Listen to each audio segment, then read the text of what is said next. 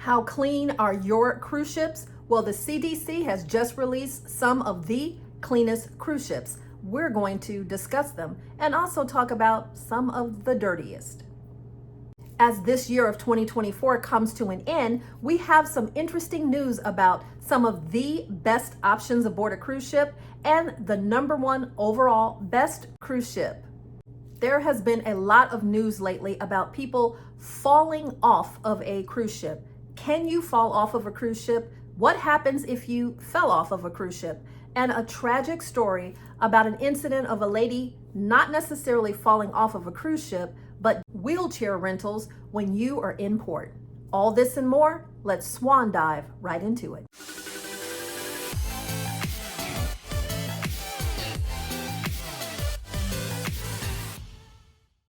Hello everyone, it's Cynthia. Welcome back to today's show. Well, we are almost completed with the year of 2024. Can you believe it? We have a day and a half left. Today is December 30th when I am recording this video, and I am very much looking forward to what is in store for 2025. What about you? What are you hoping for 2025? Will you be going on any cruises in 2025? I'd love to know which ones they are, or what travel plans do you have already? Or you're not that type who makes them that far in advance. You're still waiting for next year to get here. Either way, we're looking forward to a wonderful new year. All right, we're going to start off the cruise news adventures today with the first story, and that is about the CDC. The Centers for Disease Control, they do cruise ship inspections throughout the year. And these cruise ship inspections can take anywhere between 6 to 8 hours. These inspections cover everything from examining the kitchen area, checking out the children's spaces, all the way down to how often the filter is cleaned and disinfected for the hair and lint in the swimming pools. So they get down to the minute details. And did I mention that these inspections are always unannounced? Well, for the year of 2024, we have several cruise ships that got a 100 on their score. So if we think about when we were back in school, 100 was the best that we can get on any test. Well, out of 100, each cruise line must have a passing score of at least 95. But there were 27 cruise ships that had a perfect score. I'm going to tell you about them. These inspections took place all throughout the year of 2024, beginning as early as January 2nd of 2024 and ending as late as November 10th of 2024. I am going to pop up here on the screen now the 27 ships that got 100 perfect score. And that's saying a lot based on some of the details that I have just stated that they look for when they go and do these unannounced visits. 27 ships got a perfect 100. Kudos to you. I would love to know, have any of you traveled on these 27 ships? Which one? Which was your favorite? Pretty impressive, right? Well, on the flip side, there are some ships that were named the dirtiest cruise ships around. Okay, don't cringe if you find your favorite cruise ship on this list, because when we say the dirtiest, well, we have to take that with a grain of salt. Any ship that had a score of 85 or below, well, that's considered not acceptable. And once again, if we take the analogy of when we were back in school, and 85 was like a B+, so that was pretty good, but not when it comes to cruise ship inspections. And of course, this can stem from anything such as bad smells, plumbing issues, and of course, that dreaded norovirus that happens on cruise ships that can turn a score upside down in an instant. There were 9 ships deemed the dirtiest, with scores somewhere between 86 and 89.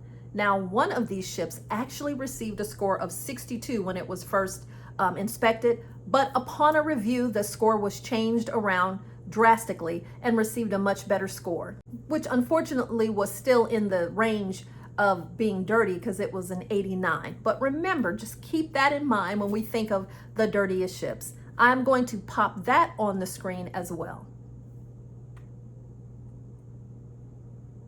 Are you surprised by any of these, either the cleanest or the dirtiest? I would love to hear your comments about that. Has anyone experienced on either side, being on one of these ships and thinking, wow, this ship is spotless, or this ship is really clean, or just the opposite, being on one of these ships and thinking, pew, this is yucky.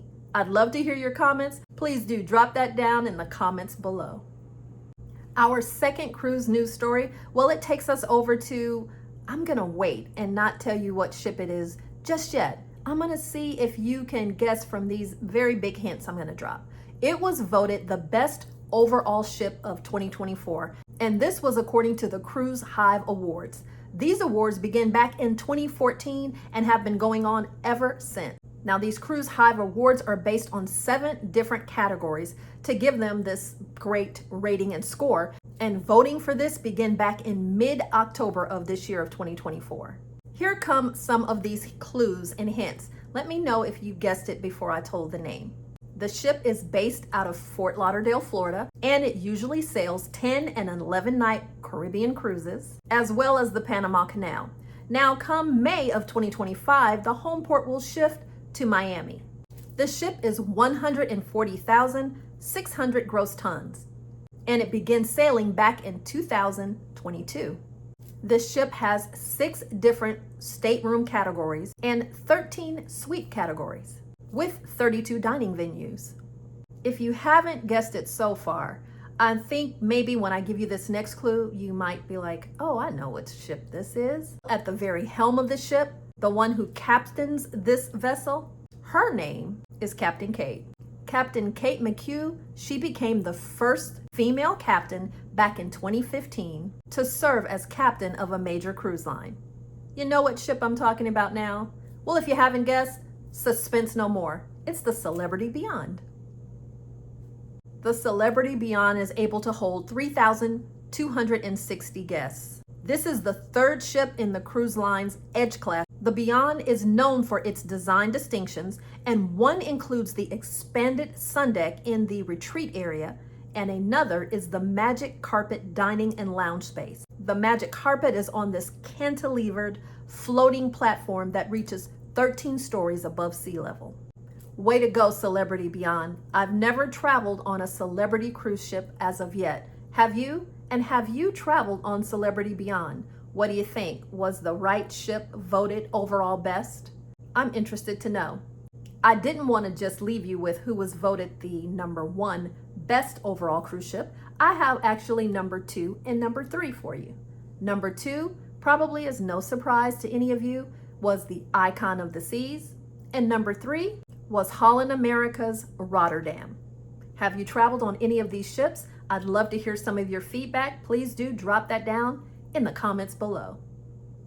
Our 3rd cruise news story, it's going to stay in the same vein as top awards. Well, we're still talking about the Cruise Hive 2024 awards, but this time we're talking about what has been voted as the best thrilling attraction aboard a cruise ship. The number 1 spot was the Bolt roller coaster aboard the XL class Carnival cruise ships. Now, the Bolt roller coaster was a first of its kind when it was received on these cruise ships back in 2021.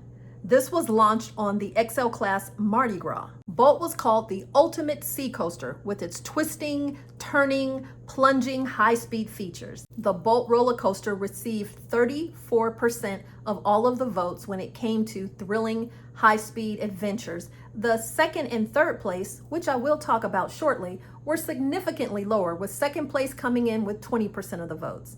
But let's continue to talk about the Bolt roller coaster. The Bolt roller coaster is also located aboard the Carnival Jubilee and the Carnival Celebration. Once again, all of the XL class ships with Carnival Cruise Line. This roller coaster is located aboard the top deck, and it has a motorcycle style seat that gives you 360-degree views when you're traveling at such high speeds. This all-electric coaster is designed and built by the German manufacturer Maurer Rides. Aboard this coaster, it sends 2 riders at one time on a very exciting 800-foot track above Deck 19 and around the ship's iconic whale tail funnel. The top speed for this roller coaster is somewhere between 35 and 40 miles per hour. And what makes it so much more unique is that guests do have some type of control over the ride's speed so that riders can be just as unique as they dare to be up to that 35 to 40 mile per hour limit. Now, riders do have to be at least 52 inches tall, and they can't be any taller than 77 inches, which is 6 feet, 4 inches tall. There is a weight limit of 300 pounds for a single rider and 440 pounds for 2 riders. Just like a land-based roller coaster, this roller coaster is not recommended for women who are pregnant, if you have neck or back problems, because it is high speed, there are sudden twists and turns, and slight jerky motions, just like any other roller coaster. Also with boat, they don't allow you to have any loose articles. You have to get rid of all of that, put it in the lockers, and you also can't wear a GoPro. The hours of operation, they vary on the ship, and of course it has a lot to do with the weather, and there is a cost associated with riding the boat roller coaster. It's not free. It's approximately $15 per ride per person. That $15 does give you 2 full laps around the track. Congratulations, Carnival. But we also have 2 others that I want to mention who won awards for having the best and most thrilling attractions. Royal Caribbean's Flow Rider Surf Simulator, they came in number 2 with 20% of the vote, and coming in at number 3 was Norwegian Cruise Line with their Speedway go-kart track racing. Have you ever experienced any of these thrilling attractions? I would love to know. Please give us some of your feedback down in the comments below. Our next cruise news story is a very sad and very tragic story that happened unfortunately during a Christmas cruise. This was an 82-year-old passenger who very sadly and very tragically lost her life in what is being deemed as a very weird, freak, unusual wheelchair accident. This happened when visiting Philipsburg, St. Martin on December 26 during a Christmas cruise. This happened around 5 p.m. local time when police were called out because of a distress hearing that an 82-year-old female passenger had fallen into the water from her electric wheelchair. What is known so far is that there seems to have been some type of malfunction with the electric wheelchair, and this caused her to fall into the water there. They're not sure if this electric wheelchair was one that she rented from like a wheelchair company or if this was her own personal device. They're still looking into that, and they're not even quite sure what happened, what was the malfunction. Now, when this distress call went out, first responders arrived very quickly. They did pull her out of the water, and life-saving measures were performed on her right away, but she was not able to be revived. Right now, we don't know what exactly happened. Was it a drowning, or was there some other type of injuries that she received that caused this tragic loss of life? They are still investigating this to get all of those answers. Reports show that this passenger was sailing aboard Aida Cruise Idamar, but this has not completely been confirmed as of yet. This is such a very tragic, strange, and sad story. Please do keep that family in your prayers. Our next cruise news story, well, it had me thinking a little bit about that story that I just mentioned with the unfortunate incident with the electric wheelchair. But the month of December has seemed to be really tough for cruising, with several man overboard incidences. Now, just the day before of the incident that I just talked to you about, there was a 51-year-old man who went overboard on Norwegian Cruise Line's Norwegian Epic. Now, during this incident, the ship was sailing from Ocho Rios, Jamaica, en route to Great Stirrup Cay. Search and rescue efforts were immediately began for this passenger, but unfortunately the search was called off and he was never recovered. On a separate incident on December 21st, there was a female passenger who attempted to jump from the Princess cruise ship, the Sky Princess, but she hit a lifeboat and then fell to a lower deck. This was very tragic and very traumatic for all who had to witness that. Once again, she was given medical attention right away, but despite their best efforts, this 48-year-old passenger was not able to be revived. And unfortunately, there's more incidences. Earlier in the month of December, Royal Caribbean's Vision of the Seas and Princess Cruise Line's Ruby Princess both had man overboard incidences. And unfortunately, those both ended in tragedy.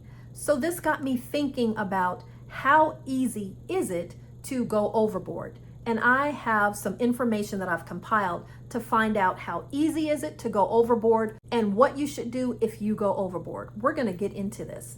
But before I do, I'm taking this opportunity to invite you to subscribe to the channel. We would love to have you as part of the Right Recipe for Travel family, especially if you're interested in cruising or traveling of any kind. Also, I would love to serve as your travel advisor if you're looking to get any travel booked anytime soon, or you're looking to maybe take one of these cruises or take a travel adventure later on. I will drop my information down in the link below.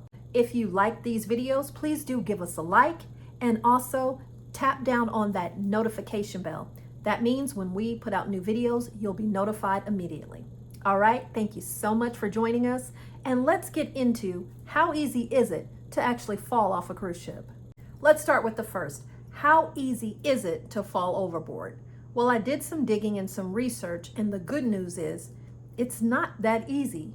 It's not easy at all to fall overboard. All cruise ships have safety barriers, and these safety barriers are regulated by the U.S. Coast Guard. These regulated standards, well, they help with the very thing of preventing people from falling off of cruise ships. Any open deck or any balcony is required to have railings of not less than 42 inches from above the cabin deck. There also needs to be thick metal or plexiglass panels underneath to prevent anyone from actually slipping through. So to give you a comparison, for about the average person, that's going to usually be about chest high. There are some cruise lines that go a measure above, and they're adding overboard detection sensors. Here they use thermal cameras and micro radar to detect any incidents that immediately alert the crew. Speaking to the U.S. Coast Guard, they were asked, how do people fall off cruise ships? Here's the response that they received. They stress that people don't just fall over the side. There are railings and they are pretty high. It's almost always the result of some type of an intentional act. Things like standing on deck chairs or climbing over railings, they're completely unsafe, and this is something that should never be done. Unfortunately, alcohol can play a major role in a man overboard incident. A lot of times it's people not making good choices based on overconsumption of alcohol. Security cameras that are all around the ship catch these incidences, and the majority of them are people intentionally going overboard. Now, there can be incidents of actual crime that happens aboard.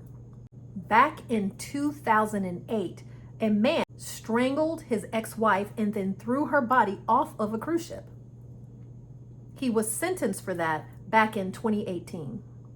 So as you can see, there are very few instances of just an accidental going overboard. Now, it can happen, but based on what the Coast Guard is saying and what law enforcement and legal professionals are saying, it happens very rarely. It's usually some kind of bad decision making where people are being, unsafe, or intentionally happening, overconsumption of alcohol, or intentionally happening. All right, so we've kind of broken that down. What happens if someone falls off a cruise ship? Immediately, the ship is notified through the sensors and through the cameras, and it goes into emergency mode. The bridge immediately contacts the Coast Guard, and then a search begins. The ship will stop, and then the crew try to pinpoint exact location of where that person went overboard. The captain of the ship also will notify any other ships who are in that area, because they are obligated to also help in the search. Now this ship will continue to search until the Coast Guard clears it of its obligation to continue in that search. Once the ship is cleared of that obligation, it will continue on, but the Coast Guard themselves will continue in that search effort. The Coast Guard continues to widen out their search and continue to look until they feel like they're unlikely to find the person. Now, if you're on a cruise ship and you actually see somebody go overboard, here's what you should do. If there is any type of flotation device nearby where you see this incident, immediately throw it to them and alert the crew. At this point, speed is of the essence. The quicker that you can get that flotation device to them and the quicker that you can notify the crew, the quicker that the emergency procedures can begin. And just remember, that cruise ship, well, it's traveling miles in just several minutes, and it takes it a while before it's able to actually turn around. So as quickly as the notification can be given, the better. Something else that they're going to definitely ask you to do is to describe that person in as best as you can. What they were wearing, their hair color, what they look like, and if they were holding anything in their hands. Now, in the very unlikely event that you yourself should go overboard, what should you do? As counterintuitive as this seems, the first thing that it says you should do is don't panic. and try to find something that floats if you can in the water, because treading water can tire you out really quickly. Also, it says don't drink any of that salt water. If you have any kind of fresh water with you, you're going to definitely conserve it. And you might need to pull off some clothing, if that's a possibility, to wrap it around your head to protect you from the sun. If there's anything floating around you, such as garbage of any type, it actually says try to grab onto that and collect it as much as you can. It'll help you be more visible in the water. So here's also a question that lots of people want to know. How many people actually go overboard on cruise ships? Although the number is a lot higher than any of us want, it's not very many compared to how many people are cruising every single day. Worldwide, as of 2024, 418 people, and this includes crew and passengers on cruise ships and ferry boats, have gone overboard since 2000. Compare this to the number of cruise passengers and crew, which is an estimated 31.7 million. Of course, the question is, do people actually live who go overboard? And the answer is yes.